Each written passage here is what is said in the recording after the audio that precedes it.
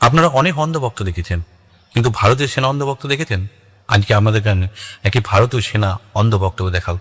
এবং শুধু সে অন্ধভক্ত নয়, সে একটা পাগল। তার মুখের ভাষা শুনলে মনে হবে সে যেন একজন বিশৃঙ্খল পাগল। তাই আগে সেই পাগল এবং মানসিক বিকৃতি সম্পন্ন সেই অন্ধভক্তটিকে আগে তার কথাগুলি শুনুন। গতকাল ককরোচ জনতা পার্টি যারা মিছিল বার করেছিল, দিল্লি পুলিশ, র্যাফ, সিআরপিএফ এর জওয়ানরা মিলে যা ধলাই দিয়ে দিয়েছে, আর জীবনে আর কোনোদিনও র্যালি বার করবে না, ঠিক আছে? কালকে পুরো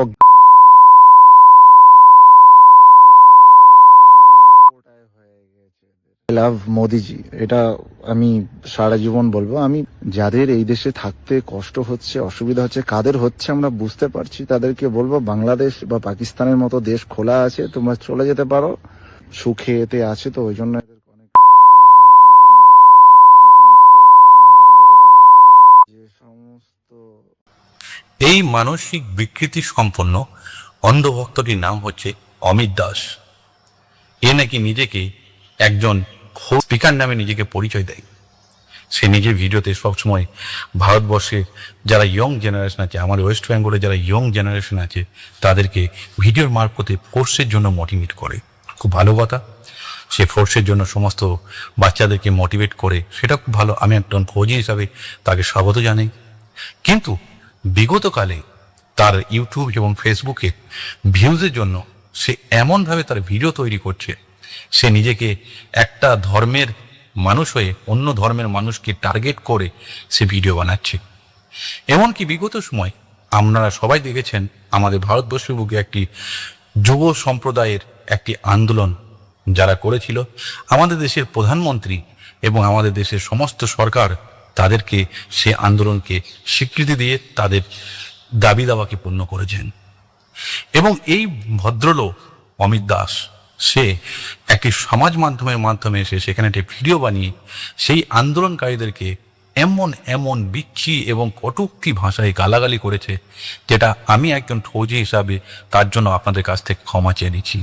আপনাদের মনে হয়তো হবে যে ভারতবর্ষের প্রত্যেকটি সৈনিক হয়তো এরকমভাবে গালাগালি করে, কিন্তু একটি কথা মনে রাখবেন, ভারতবর্ষের প্রত্যেকটি সৈনিক এমন নয়, তারা এরকম ধরনের বিকৃতি মানসিক সম্পন্ন নয়, তারা সবাই এরকমভাবে গালাগালি করে না।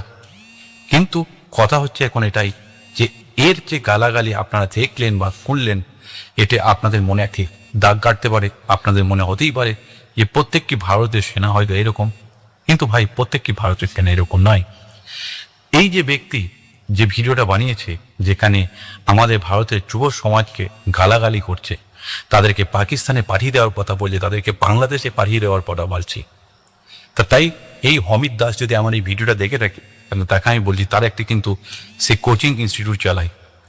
তাহলে ভাই তুমি যদি এই দেশের যুব সমাজকে যারা আন্দোলন করছো, তারা কিন্তু যুব সমাজ, তাদের তাদের আবদার, তাদের যেটা আবেদন ছিল সরকারের কাছে, তারা যে আবেদনটা করেছো, তারা কোনো সাধারণ মানুষ করে না, তারা এমনি যুব সমাজ করেছে।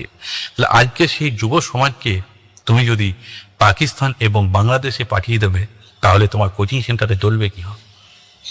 আর তুমি যে যে কথাগুলো বলছো, তুমি একটা কথা মনে রাখবে, তুমি একজন ভারতীয় সৈনিক।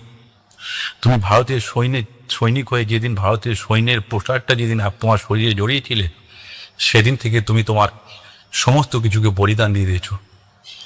তুমি নিরপেক্ষ, তুমি ধর্ম নিরপেক্ষ। ভারতের সেনার মধ্যে কোনো ধর্ম কোনো কিছুই চলে না। তাই তো ভারতের সেনার মধ্যে যেদিন গুরুদ্বারে প্রোগ্রাম হয়, সেদিন হিন্দু, মুসলিম, শিখ, ইসাই সবাই সেই গুরুদ্বারে যায়। ভারতের সেনার মধ্যে যেদিন মন্দিরে প্রোগ্রাম হয়, মন্দির প্রোগ্রাম, সেদিন হিন্দু, মুসলিম, শিখ, ইসাই সবাই যায়। ভারতের সেনার মধ্যে যেদিন মসজিদে প্রোগ্রাম হয়, সেদিন হিন্দু, মুসলিম, শিখ, ইসাই সবাই মসজিদে যায়। তুমি ভুলে গেছো অমিত দাস, তুমি ভুলে গেছো তুমি একজন ভারতীয় সেনা। আর তুমি এই দেশের সেনা হয়ে তুমি এই দেশের লোককেই বোঝে তুমি পাকিস্তান, বাংলাদেশ পাঠিয়ে দেবে? লজ্জা লাগে না তোমার?